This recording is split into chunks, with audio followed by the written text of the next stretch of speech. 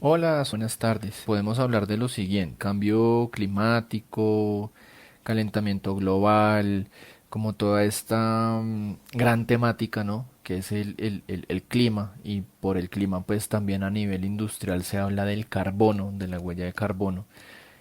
Nos podemos remitir básicamente a esta época, ¿no? Del 1979 al 97, que lo podemos catalogar como una primera fase en donde se establecen esas bases científicas. Entonces, pues aquí se tienen dos grandes puntos, dos grandes, digámoslo así, inicios, en el cual pues se tiene la primera conferencia mundial sobre el clima. Acá pues ya se hace imperante, relevante, el hablar, no solamente a nivel de divulgación, sino pues también a nivel científico, sobre cómo todo el desarrollo industrializado del ser humano pues ha tenido un efecto ya notable sobre el medio ambiente, sobre la atmósfera, todo relacionado naturalmente con el tema de cambio climático, de la aceleración, más que cambio climático, la aceleración del calentamiento global, y que pues es pertinente generar un desglose, un desarrollo, un análisis, un estudio, ¿no? De todo esto de manera conjunta y no aislada. De ahí es donde viene esa primera conferencia mundial sobre el clima, ¿no? Tiempo después, ya mucho tiempo después, se habla de la organización, de la constitución, por así decirlo, del panel intergubernamental de cambio climático, que es el IPCC. Entonces, pues este gran panel intergubernamental lo que busca es darle forma ya a lo que se habla, o lo que se habló en su momento en la conferencia mundial sobre el clima, en el sentido de que pues ya ahora sí en efecto con un panel de expertos en diferentes áreas del conocimiento, no solamente a nivel ambiental, ¿cierto? Sino a nivel ya económico y social, poder evaluar y dar recomendaciones sobre qué se puede hacer en temas de adaptación climática, pues ya a nivel de gobierno y de país. Entonces, pues esto es lo que básicamente se dedica el panel intergubernamental de cambio climático. Se hacen estudios a nivel geológico, a nivel atmosférico, a nivel oceanográfico, a nivel ambiental, de muchas ramas, para identificar qué es lo que está sucediendo con el planeta, y sobre qué es lo que está sucediendo con el planeta, pues qué impactos se tienen que evaluar desde el ser humano, ¿cierto? Como núcleo económico, como ser económico, por así decirlo, y cómo estas acciones se tienen que cambiar de alguna u otra manera para que pues el planeta siga estando como en un referente pues de habitabilidad, ¿no? De aquí precisamente viene un tema muy relevante en tiempos recientes de lo que fue el informe de los 2 grados o el 1.5 grados que sacó el IPCC, del cual era imperativo que cambiáramos ya las actividades de conducta a nivel industrial, naturalmente a nivel país, para evitar que el planeta se siguiera calentando a los niveles tan alarmantes que se están registrando actualmente. Luego, tiempo más hacia el presente, aparece el protocolo de Kioto. Aquí es un tema ya de compromisos internacionales. Acá es donde aparece la figura del tema de carbono o bonos de carbono. Una conversación muy, digámoslo entre comillas, primitiva, naturalmente teniendo presente que pues faltarán décadas de desarrollo allí, de allí en adelante, para llegar a lo que nosotros actualmente conocemos como esos mercados de carbono, pero allí fue la primera semilla en el protocolo de Kioto. Luego en el 2000, en la primera década del nuevo milenio, ya se abren unos temas más interesantes, ya es un tema más vinculante para ciertas empresas empezar a hablar de la sostenibilidad, aunque esa palabra todavía seguía siendo minúscula y por allá en los últimos capítulos de lo que es la responsabilidad corporativa, pero se inicia a hablar de una medición de huella de carbono, ni siquiera como un ejercicio de sostenibilidad, sino más que todo reputacional. Entonces, aquellas empresas que tenían esa iniciativa, pues eran las que tenían un mayor prestigio, por así decirlo, nuevamente, en términos de sostenibilidad ambiental, ¿no? Em, Y aquí es donde empiezan a aparecer también no solamente estas empresas que quieren ser pioneras en este ejercicio de esfuerzos climáticos, ¿cierto? Sino también nacen las herramientas para poder demostrar esto. Entonces yo creo que acá a algunos de ustedes ya les podrá sonar familiar este tema de GHG Protocol o las normas ISO, que las normas ISO muy seguramente sí tienen más renombre, ¿cierto? La más famosa, entre comillas, por así decirlo, es la ISO 9001, que es la de gestión de calidad. Y específicamente la que aparece acá de la ISO 14064 habla precisamente de los temas de cálculo de huella de carbono. Y el CDP, pues que este también, al igual que el GHG Protocol, son iniciativas que ayudan a divulgar los resultados en sostenibilidad y medio ambiente, específicamente en temas de huella de carbono, para aquellas empresas que pues busquen, ¿cierto? Divulgar estos esfuerzos a las partes interesadas o al público en general. Y también acá precisamente en el nuevo milenio arrancan estos primeros proyectos red o AR en los mercados voluntarios. ¿Qué significa que estén en los mercados voluntarios? Que ya no solamente los países que están obligados a compensar su huella, ¿cierto? A mejorar esos esfuerzos por disminuir esta contaminación, eh, otros países, otras iniciativas apoyan a unos países, a otros de economías emergentes, ¿cierto? A que los mecanismos de financiación de los países desarrollados pues promuevan actividades que protejan de una u otra manera los recursos naturales en términos del cambio climático o el tema de captura de carbono.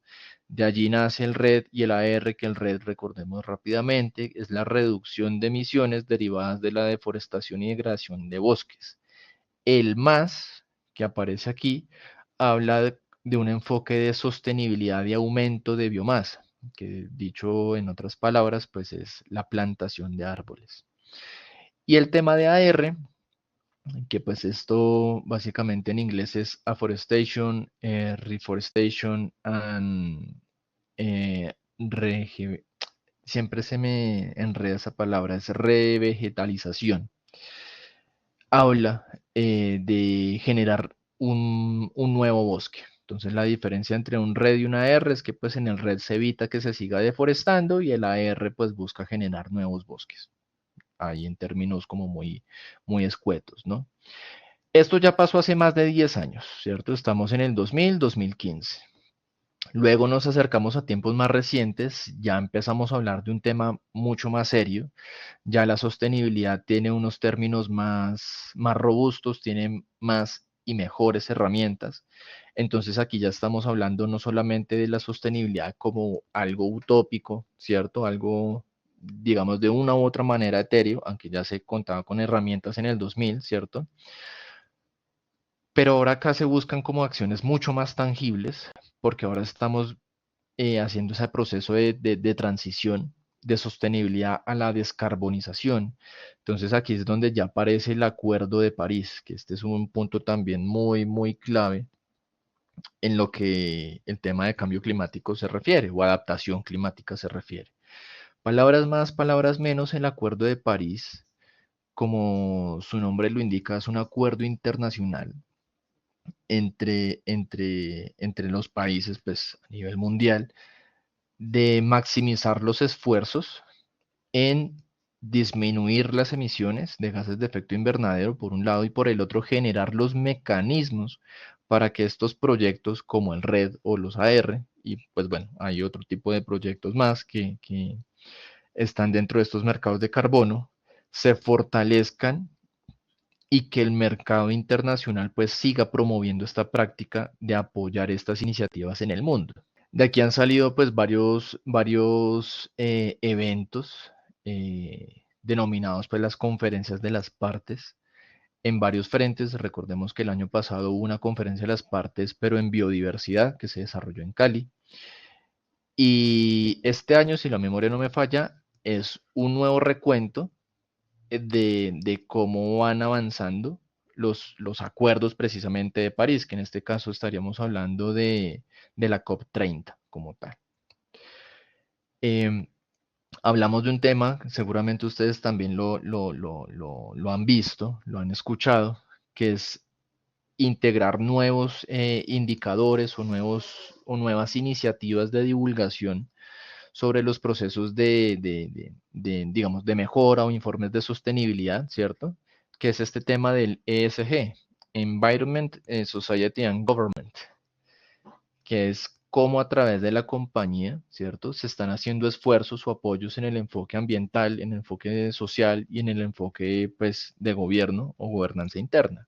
Para luego finalizar en un tema, digamos que este ya es algo más reciente, más del 2020 que del 2015, es la iniciativa de los objetivos los objetivos basados en ciencia.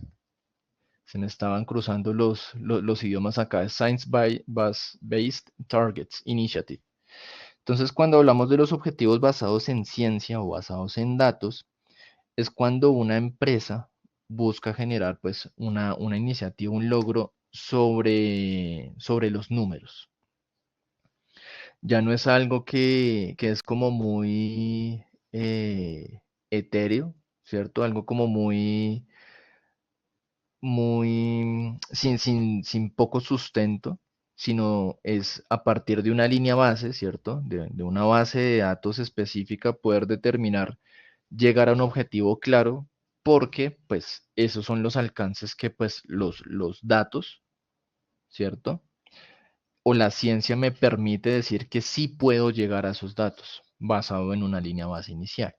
Llegamos a la década del 2020 y aquí ya empezamos en un tema de, digámoslo así, de punta. Ya en estos últimos 5 años que ha venido sucediendo un montón de cosas. Acá ya no estamos hablando de un tema de huella de carbono ni carbono neutralidad, sino ser net cero o cero neto. Ya vamos a ver qué significa eso. Las exigencias regulatorias en los mercados internacionales en términos de sostenibilidad están siendo más rigurosos, entonces pues los ejercicios de sostenibilidad, de cero deforestación, de temas de biodiversidad, no son simplemente haga un reporte, ¿cierto? Asociado a cuáles son sus indicadores o sus impactos, sino efectivamente que sean medibles y trazables y cómo la organización de la empresa está trabajando en torno a mejorar esos procesos. Naturalmente todo esto tiene que tener un enfoque trazable y claramente identificable. Entonces, cada vez con el tiempo estamos hablando de un proceso más riguroso, más exigente sobre los temas de sostenibilidad, sobre los temas de descarbonización, que 20 años atrás simplemente era como un capítulo por allá escondido, ¿no? Ahora tiene un nombre más relevante, más ponderante en todo lo que tiene que ver con la comunicación corporativa. Luego hablamos de los procesos de innovación en tecnología, como es la captura directa de aire. Esto es como lo más nuevo que hay, que esto literalmente son aspiradoras que filtran el aire, por así decirlo. El biochar, que es una manera eficiente de capturar o almacenar carbono en el suelo, o incluso técnicas un poquito más avanzadas, como la de captura directa de aire, como es la mineralización del carbono.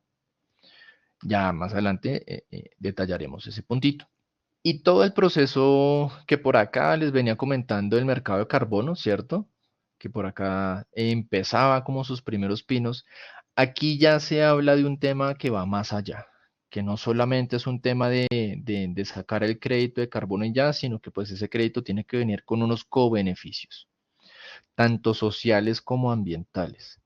Entonces, no solamente a nivel de comunicación se están volviendo rigurosos los procesos de qué se está comunicando y cómo lo está haciendo, sino también a nivel de los proyectos. En estos proyectos Red Más y AR, ¿realmente sí está llegando el dinero a las comunidades? ¿Realmente sí se está impactando como el proyecto dice que impacta? De eso habla precisamente estos temas de los cobeneficios sociales y ambientales. Y todo esto nace también del Acuerdo de París, que hay un documento clave que se llama las salvaguardas ambientales y sociales. Entonces, hay todo un mecanismo para evaluar y hacer seguimiento a eso. Acá estamos, ¿no? Del 2020 al 2025. ¿Qué va a suceder de aquí en adelante? Pues bueno, son temas inciertos, pero lo que sí, lo que la historia nos ha dicho es que eventualmente estamos en un proceso de cambio constante. Entonces, acá, ¿en qué nos vamos a ir? Primero, en un proceso de las cadenas de suministro, van a tener una reestructuración, se van a redefinir en una orientación de economía circular, más no lineal, porque pues ya hemos visto históricamente que pues una producción lineal no le está funcionando, no le está haciendo bien al planeta, por así decirlo, y las economías se vuelven cada vez más complejas al momento de tratar con todos los residuos que este tipo de cadena de suministro representa, esta economía lineal como tal. Luego hablamos de que la neutralidad de carbono no va a ser algo voluntario, va a ser algo obligatorio. Entonces, pues, actualmente todas estas iniciativas que buscar la huella de carbono, certificar la huella de carbono, ¿cierto? Certificar la carbono neutralidad de un producto, es para destacar, pero miren en qué punto del tiempo está ese tema de destacar. O sea, el tema reputacional ya tiene más de 20 años en el tiempo como ese motor de decisión, ¿cierto? De la empresa de sacar un proceso de estos adelante. Esta idea ya está a puertas de cambiar. Esto no va a ser un tema voluntario, realmente va a ser un tema ya obligatorio en algún momento del tiempo reciente. Se va a volver obligatorio para continuar operando. O sea, esto no es un tema como que se van a ganar más cosas, va a tener más beneficios, sino que por el contrario, va a ser ahora lo normal. Si se está por debajo de ese estándar, pues van a suceder otras cosas digamos, en un no beneficio o en términos no beneficiosos para la empresa, va a tener una desventaja más bien el no tener estos temas de carbono al día. Ya va a representar una desventaja, sino va a representar una desventaja frente a las otras que ya lo van a tener, que va a ser algo normal, ¿no? Ese es el punto al que quería llegar. Y finalmente el tema de mercado va a ser interoperable y regulado. ¿Qué significa esto? Actualmente a nivel mundial hay varias bolsas de mercados de carbono. Entonces, pues esto en algún momento se va a regular y ser algo completamente internacional en el sentido de que pues se van a regular los precios. ¿Y qué significa que se regulen los precios? Que pues en dependencia del proyecto y los beneficios que estos representen, pues van a tener una mayor o menor valorización de su precio con respecto a los otros proyectos alrededor del mundo. Entonces, pues los proyectos que van a ser más competitivos en cuanto a precio, pues son los proyectos que mejor impacto demostrable tienen, mayores beneficios tienen también con respecto a las salvaguardias sociales y ambientales, son los que tienen unos mecanismos de participación y presentación mejor consolidados. Bueno, eso es lo que pues se esperará en su momento, ¿cierto? En el corto plazo que se vaya presentando. Entonces, como bien pueden ver, este tema de carbono es uno complejo, dos, tiene ya un buen tiempo de desarrollo y yo agregaré un tercero y es que esto vive en constante cambio. En constante cambio. Acá no quería meter normativa, pero pues solamente a nivel Colombia hay una buena noticia en ese sentido de que hemos sido pioneros a nivel normativo en temas de política climática. Que falta un montón de cosas, sí, siempre estará el espacio para seguir mejorando. Pero un punto a favor es que Colombia ha sido como ejemplo a nivel de región en esos términos de política climática. Entonces, después de todo este cuento, ¿cierto? Que acabo de exponer, de compartir de la historia, pues hay algunos puntos que serían importantes dejar en claro sobre, pues, todo este cuento, ¿cierto? De la carbono neutralidad. Acá comparto con ustedes cuatro conceptos para poder identificar rápidamente que cuando hablemos de neutralidad de carbono, identifiquemos a qué hace referencia a eso y cuál es la diferencia entre un net cero y un carbono neutro, ¿cierto? Entonces, acá hay un punto y pues bueno, me va a permitir leerles y vamos a ir explicando paso a paso. Entonces, la neutralidad de carbono es el estado en el cual las emisiones netas son igual a cero. Entonces, cuando hablamos de las emisiones netas, eso quiere decir en algún punto, un concepto contable, hay sumas y restas, ¿cierto? Esas sumas y restas, ¿a qué hacen referencia? Pues van a hacer referencia a qué he contaminado como empresa versus a qué he reducido como empresa, ¿cierto? Y sobre esos procesos de reducciones hay varias estrategias, ya vamos a verlas. Cuando nosotros hablamos de carbono neutro, así solamente como ese concepto, pues nuevamente hablamos un equilibrio entre emisiones generadas y compensadas. Entonces, cuando un producto es carbono neutro, el producto, no la empresa, sino el producto, es porque se hizo un estudio en el cual se pudo identificar cuánto contamina ese producto, ¿cierto? Al momento de ser manufacturado o el servicio al momento de ser ofertado. Y ya se sabe a ciencia cierta cuánto se tiene que compensar para poder decir que ese producto o servicio es carbono neutro, ¿cierto? Acá estamos hablando de equilibrio. El gran reto en tiempos recientes es el tercer concepto, que es el net cero o el cero neto. ¿Esto qué significa? Si recuerdan, por ejemplo, en el tema de neutralidad de carbono, yo les hablaba de unas sumas y restas, ¿cierto? Acá en este tema de net cero, es que en esa sumas y restas, la empresa no tenga emisiones, no tenga unas emisiones a deber. Me voy a devolver un poquito. Cuando nosotros hablamos del tema de carbono neutro o neutralidad en carbono, esas sumas y restas seguramente me va a dar un excedente, ¿cierto?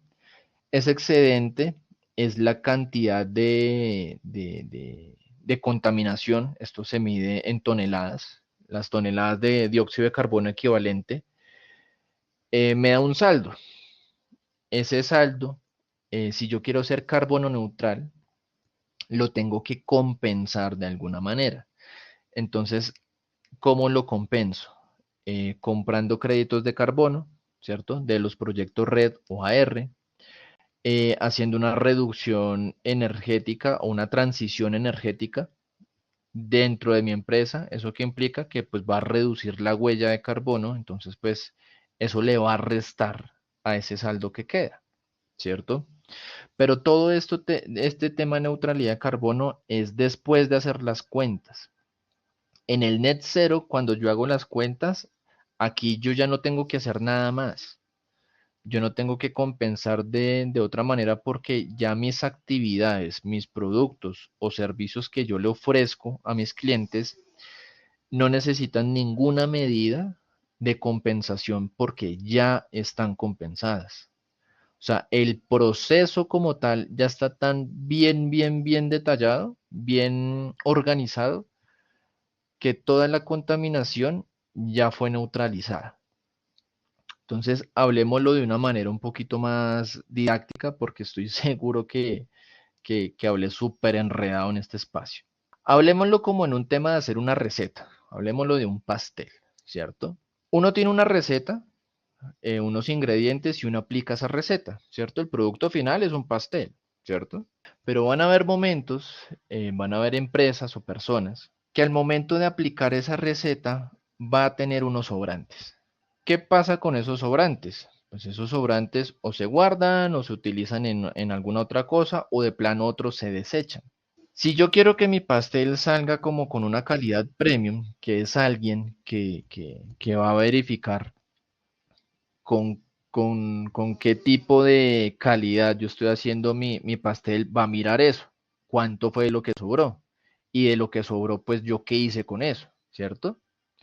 Entonces, cuando hablamos de neutralidad de carbono con ese pastel, es que yo yo le puedo decir a esa persona que me va a calificar, vea, de lo que me sobró, yo esto lo guardé, esto lo utilicé para otra cosa y el resto que pues me sobró que ya lo tengo que descartar, pues esto sí lo limpio, lo dejo bonito y ya dejo mi estación de trabajo al día, ¿cierto?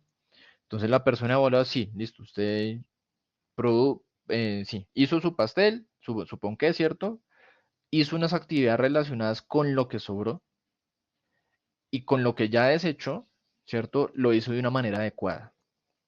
Cuando estábamos hablando de net zero, es que cuando se hizo ese pastel no sobró absolutamente nada.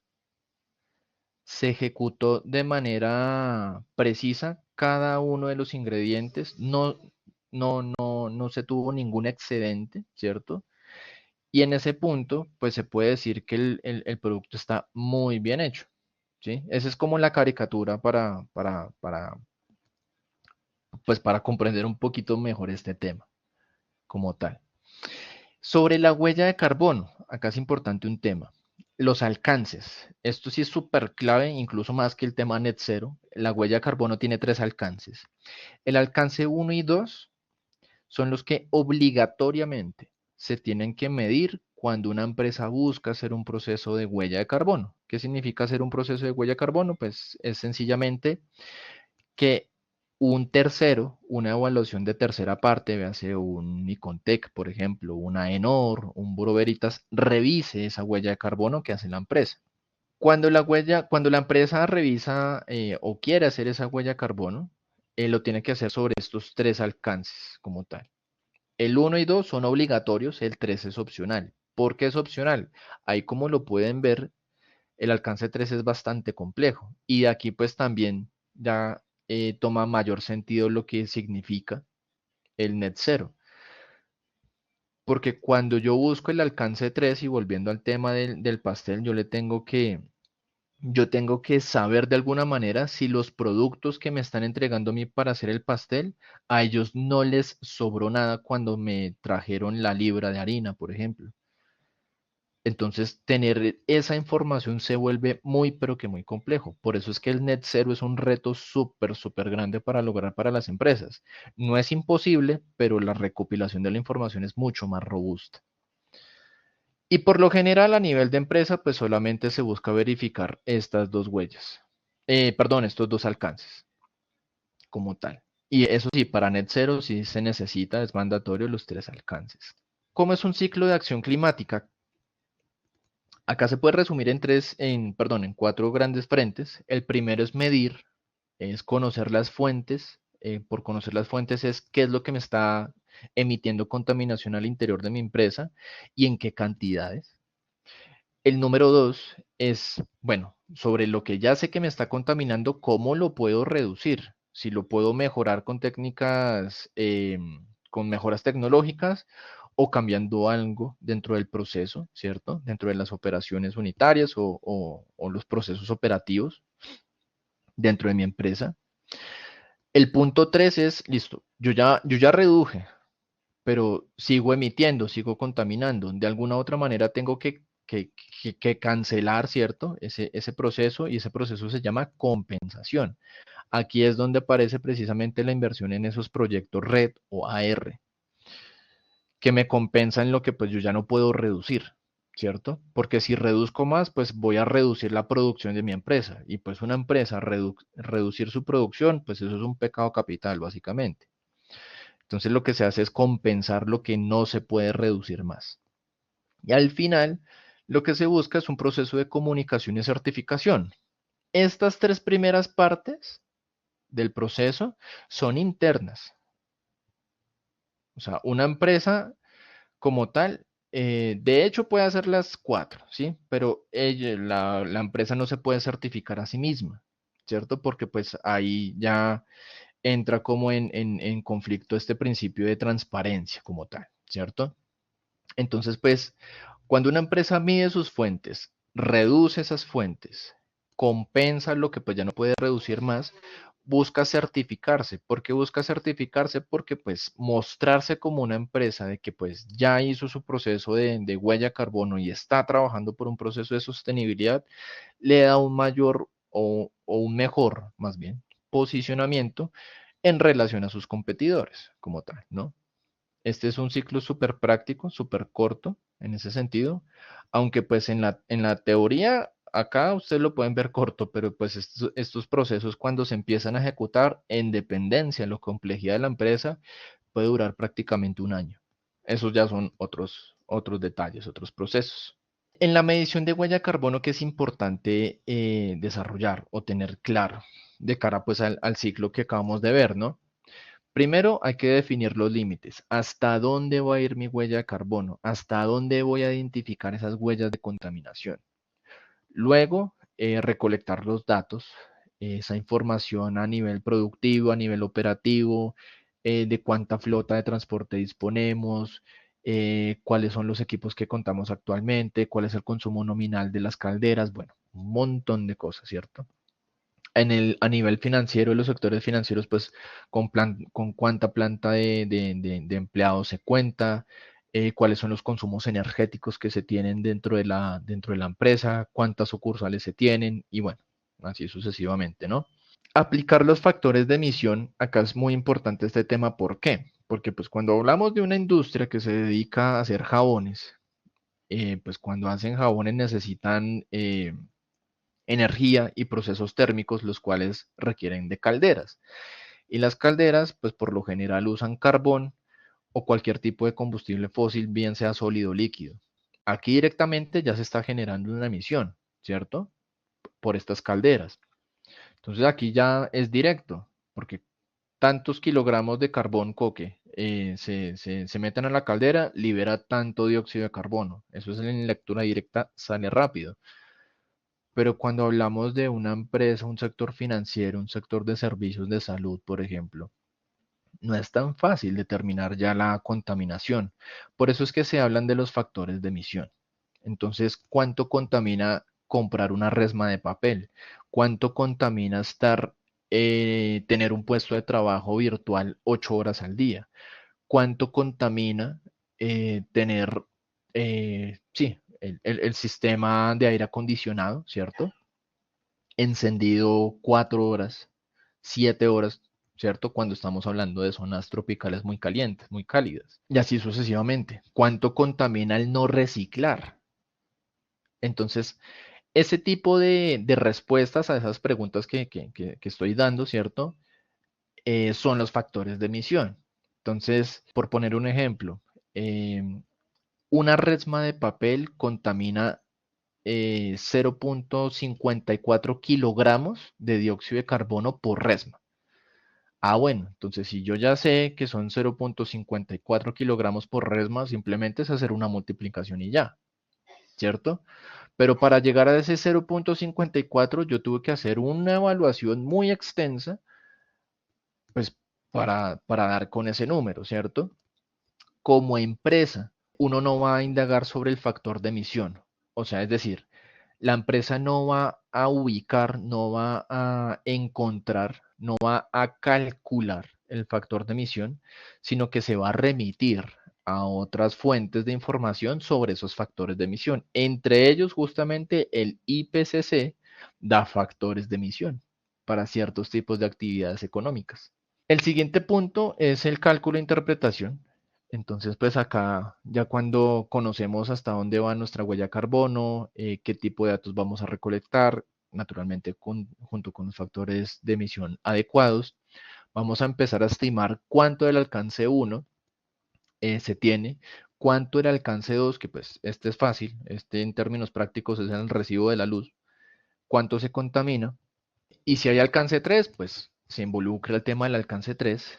Y aquí es donde empieza pues a hacer como todo ese informe de conglomerar toda la información, ¿no? Y finalmente pues el proceso de verificación. Si no se verifica no pasa nada, ¿sí? ¿Por qué no pasa nada? Porque pues cuando la empresa hace su huella de carbono y dice, listo, esta es nuestra huella, y no lo comunican, pues la información quedó ahí. Pero si lo comunican, va a ser sujeto de escrutinio y pues van a haber personas o firmas que cuestionen esos valores, esos números, ¿cierto? Pero en el momento en el que la huella de carbono de la empresa pasa por un proceso de verificación, esto es incuestionable, entre comillas, ¿no? ¿Por qué es incuestionable? Porque pues ya una tercera parte, una parte independiente está evaluando ese proceso de huella de carbono y si se hizo de manera adecuada, pues la empresa verificadora pues va a poner su nombre, ¿cierto? Su prestigio, su reputación en juego por esa huella de carbono como tal. Digamos que pues ese es el valor asociado a lo que cobran estas firmas, ¿cierto? Para hacer esos ejercicios de evaluación como tal. Tenemos tres tipos de huella de carbono. Una es la huella organizacional, es decir, acá estamos hablando de la huella, qué sé yo, de Bavaria, grande, ¿cierto? ¿Qué significa Bavaria? Pues Bavaria es enorme en cuanto a sus procesos que maneja, ¿cierto? A nivel de industria. Luego hay una huella de servicio producto. Entonces acá resulta que Bavaria quiere sacar la huella de carbono de una línea específica de cervezas, dígase Club Colombia, por decir algo, ¿no? Entonces, solamente esa marca, esa línea de producción, va a estar con ese sello de verificación. No Bavaria, sino solamente el producto, ¿cierto? Y otra es la huella del evento o proyecto. Acá, ¿cuál es la diferencia? Por ejemplo, sigamos con el caso de Bavaria. Ellos quieren hacer una carrera, una maratón. Y esa maratón la buscan que sea carbono neutral. O en el momento de estimar la huella de carbono de ese evento, pues van a hacer eso, bueno, cuántos participantes, qué van a utilizar, cómo es la logística, ¿cierto? Entonces empiezan a detallar específicamente sobre ese evento en particular, ya ni siquiera sobre el producto, sobre la empresa, sino como un evento aislado, por así decirlo. Esos son los tres tipos de huellas de carbono que se tienen. Y bueno, claramente, sobre cada uno de estos hay una norma específica, ¿vale? Para la organizacional está la ISO 14064-1.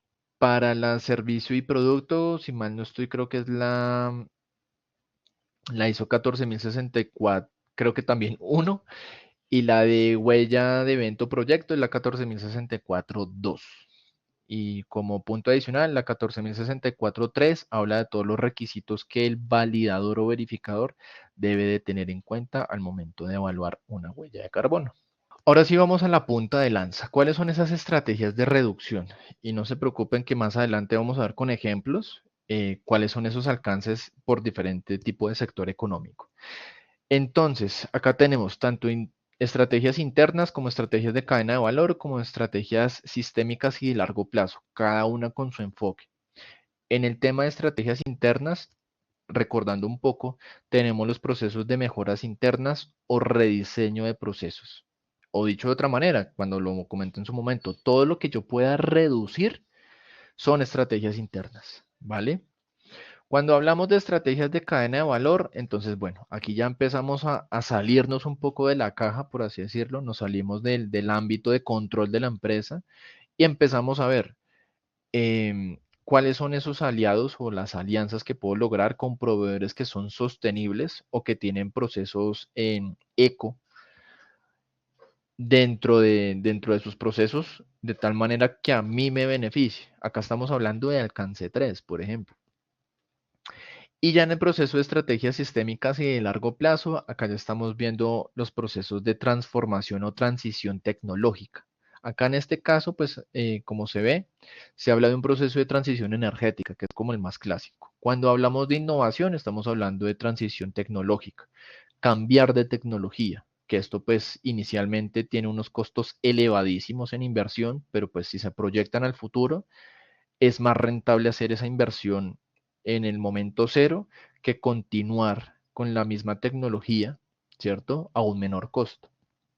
Esto si se lleva al futuro, pues va a salir más caro continuar con la misma tecnología que hacer la inversión hoy y hacer la transición por una tecnología más limpia. Y el reto, yo creo que este es un punto muy importante que me gustaría que quedara en esta charla, es el cambio cultural. Podemos hacer todos los procesos de innovación, de transición energética, procesos eficientes, todo lo que uno quiera. Pero si no hay cambio cultural, los procesos van a seguir siendo lentos. No va a haber una evolución eficiente, ni a nivel corporativo, ni a nivel de sector como tal. de estos puntos de compensación y tecnologías de captura, entonces tenemos varios. Acá recordemos que estamos hablando sobre lo que yo ya no puedo reducir, lo necesito compensar. Y estas son las opciones. Hay dos grandes bloques que son los primeros dos recuadros. Uno son proyectos basados en la naturaleza y otros son las tecnologías emergentes. Los proyectos basados en la naturaleza, digamos que ya los comentamos muy por encimita, pero se comentaron. Hablan de la reducción de emisiones derivadas de la degradación y deforestación de bosques, los temas de reforestación. Estos actúan con un bien, con un patrimonio que pues nosotros como país, como Colombia, tenemos muy, muy a la mano, que es la biodiversidad. Entonces, al momento de generar un proyecto que incentive la protección de estos recursos, pues aquí está enmarcado el tema de los créditos de carbono. Hay otras maneras de generar esos créditos de carbono que son estos, que esta es lo más reciente en términos de captura. Tenemos el DAC o los BECS y la mineralización. ¿Qué pasa con estas tecnologías que son muy caras? Si acá estamos hablando de que un crédito de carbono, es una tonelada capturada, acá podemos tener precios incluso por debajo del dólar, de un dólar.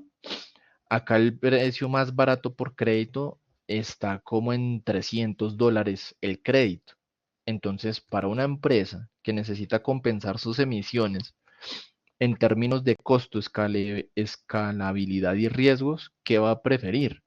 Un proyecto que ya lleva 15, 20 años generando créditos de carbono con un precio base de $10 o una tecnología em, emergente que está en desarrollo y que un crédito vale 10 veces más que lo que vale un crédito, digámoslo entre comillas, tradicional.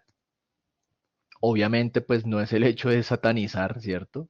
Por así decirlo, estas nuevas tecnologías, sino que pues ese es ese es el pasivo que se tiene, como ese intangible inicial cuando una tecnología es emergente, que sus costos de oferta pues al público, a los interesados son muy elevados, porque pues la tecnología aún es muy costosa de desarrollar.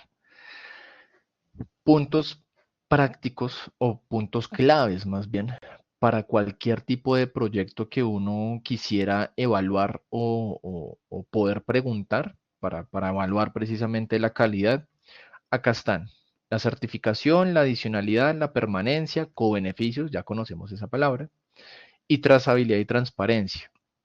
Un tip para todos los que nos están acompañando en esta charla, solamente por el hecho de conocer en dónde se está certificando, ya dice mucho del proyecto. Cuando es un proyecto que está inscrito en Verra, en Gold Standard, en Plan Vivo, que son estándares internacionales de alta exigencia y que ya el proyecto está generando créditos de carbono con estos sellos, da confianza porque pues sus procesos de comunicación, sus procesos técnicos son muy bien vigilados tanto por el estándar como por las evaluaciones de tercera parte, que pues esa evaluación de tercera parte se asegura de que exista una adicionalidad, de que exista una permanencia, de que los cobeneficios sí que se estén dando, ¿cierto? Y que todo el proceso esté claramente trazado y que haya una transparencia en todo el proceso. Obviamente todo esto está dentro de los costos y los riesgos asociados a estos tipos de proyectos. Entonces acá, de todo lo que hemos hablado, ¿cierto? Pues seguramente muchos de ustedes tendrán un montón de inquietudes y preguntas sobre este espacio que he venido compartiendo con ustedes. No sé, tal vez parte de esas dudas o inquietudes puede ser esta, que no es una duda, sino más bien como una observación.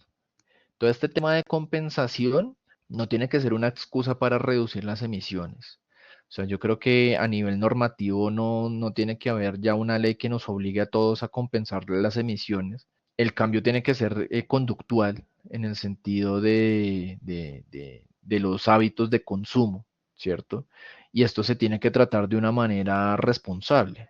no solamente a nivel corporativo, sino también a nivel de consumidor, que pues al final del día el consumidor es quien le da la pauta a la industria, ¿cierto?, de producir.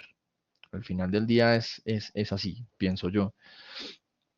Entonces, sobre esta idea como tal, a partir de esta, digamos, pequeña reflexión, ¿cierto? Como un pequeño break ahí, acá ya tenemos algunos ejemplos. Entonces, cómo desde la industria y la manufactura se hacen los procesos de reducción o de carbono neutralidad, ¿cierto? Que pues al final del día ese es el núcleo de la conversación de esta charla, ¿no?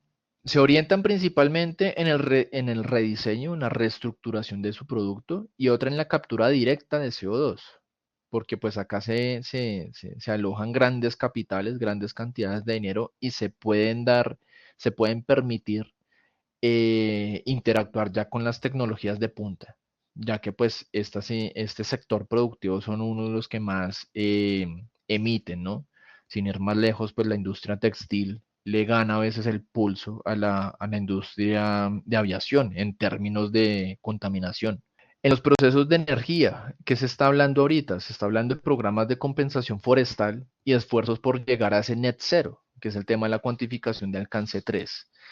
Acá estamos hablando de apoyar e impulsar muchas iniciativas de, de los certificados de reducción de energía o RECs, que es otra manera de decir créditos de carbono, entre comillas ese créditos de carbono, pero pues las nuevas energías, o ni tan nuevas, sino pues las renovables, eólica, solar, en el momento en el que se verifica que la energía sí es limpia, que sí está aportando pues al tema de reducir las emisiones, se generan unos créditos asociados a esa energía limpia como tal. Entonces, por eso se habla como complemento al tema de compensación forestal, está precisamente ese tema de sus créditos asociados a la energía limpia. El tema de consumo masivo, acá está precisamente ese tema de los objetivos basados en ciencia y la reducción de envases plásticos. Y yo agregaría un tercero acá y es el punto de la conducta, del consumo, de la conducta de consumo, de los hábitos de consumo a nivel masivo como tal. Algunas reflexiones y una corta observación acá, a modo de cierre. El tiempo no es infinito para nosotros. Como civilización, si bien el tiempo sigue transcurriendo, ¿cierto? A la Tierra le da igual si la humanidad está o no. O sea, la Tierra es vieja. O sea, más de 3.500 años yo creo que, y nosotros como civilización moderna no llevamos más de 500. Entonces, nuestro tiempo no es finito, tenemos que ser como conscientes un poco de eso, ¿no? Y en función de eso, ser objetivos, ser eficientes y ser justos también de manera climática. Y sobre este tema de justicia, ciertamente a nivel organizacional, pues también tiene que haber un proceso de transformación, no solamente a nivel de emisiones y todo este tema de neutralidad de carbono, sino también pues esa sostenibilidad. ¿Y qué significa la sostenibilidad? Pues no solamente los recursos de la empresa, sino pues también los recursos del planeta, ¿cierto? A nivel social también es importante tener ese punto. Y finalmente, pues, que también lo venía diciendo un poquito, ¿no? Las decisiones que se estén tomando hoy es lo que va a dictaminar de alguna u otra manera que estos esfuerzos que se están haciendo de manera colaborativa, otros un poco más aislados que otros, pero uno está viendo con el paso del tiempo que pues efectivamente hay cada vez más gente que se está sumando a esto, pues va a determinar precisamente si todos estos esfuerzos van a valer la pena en algún momento. Y pues la invitación de esto y con lo que ya me despediría es que seamos replicadores, replicadores desde el ejemplo, ¿no? En el momento de tener la información, ¿cierto? Uno puede tomar mejores decisiones, no solamente como persona, sino ya cuando se hace de manera conjunta, pues a nivel corporativo se toman decisiones mucho más consistentes con lo que se busca. Y no solamente a nivel climático, sino pues a nivel general, realmente. Y bueno, ese es el espacio que les quería compartir el día de hoy. Muchas gracias por el espacio. Nuevamente, pues me disculpo por estos 2 minutitos de más que me tomé. Ahí queda mi correo. Ya nuevamente, pues acá también está la página de la fundación, si quieren visitarnos, saber más de nosotros, a qué nos dedicamos como tal. Y bueno, las puertas ahí siempre van a estar abiertas para atender cualquier inquietud, comentario o pues continuar la conversación como tal, ¿no? Y pues eso, muchísimas gracias. Mira, hay una pregunta de Alexa Chalarca. ¿Alguna recomendación para una empresa de servicios que no tiene procesos productivos? Claro que sí, gracias por la pregunta, Alexa. Acá, ¿qué sucede?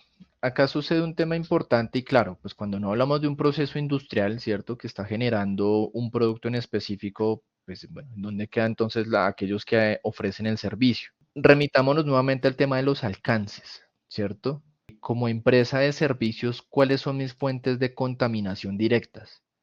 Entonces, nuevamente, volvemos. ¿Cuál es el consumo energético si tengo o no oficinas en uso, ¿cierto? Y si todo mi equipo está virtual, pues bueno, ¿cuál es el proceso que está haciendo cada uno de mis colaboradores en casa? Cuántas horas de trabajo están haciendo remotas, si hay desplazamientos, en qué tipo de tecnología lo están haciendo, ¿cierto? ¿Qué tipo de transporte? Si son desde avión, si son en carro, bicicleta, transporte público, todo ese tipo de cosas se pueden ir como recopilando, ¿cierto? Y pues bueno, ya para cerrar la pregunta, se pueden guiar valga la redundancia, de la guía del GHG Protocol. Esta herramienta es paralela a la norma ISO 14064. Ahí te da todos los lineamientos de qué se tiene que hacer, cómo se tiene que identificar, cómo se reporta, cómo se calcula, también para un sector de servicios. Entonces, pues allí como tal se tiene como esos lineamientos de cómo identificar dentro del sector de servicios, cómo se identifican el alcance uno y 2 y también el 3 si se quiere, para lograr el tema de la huella de carbono.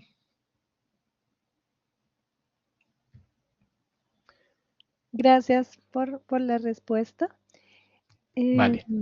¿Qué pusieron acá? Y bueno, sí, ya todos que muchísimas gracias por tu presentación, por el espacio, que muy interesante. Y con eso cerraríamos. Muchísimas gracias, Juan Sebastián, y pues bienvenido siempre a este espacio. Ay, mira que Adriana también nos Se comenta acaba algo de hacer una rápidamente. pregunta. Sí. En la Dice, recertificación de la ISO nos sugieren medidas para disminuir el calentamiento climático. La empresa desarrolla actividades de salud. ¿Aplicaría también la guía? la guía, sí, pues compartir la guía, también nos comenta Adriana. Igualmente también la búsqueda por Google es sencilla de la guía de GHG Protocol, pero sí a través de Sonia, pues les haré llegar esa guía. Muchísimas gracias. Vale, no, a ustedes por el espacio y bueno, hasta una próxima ocasión.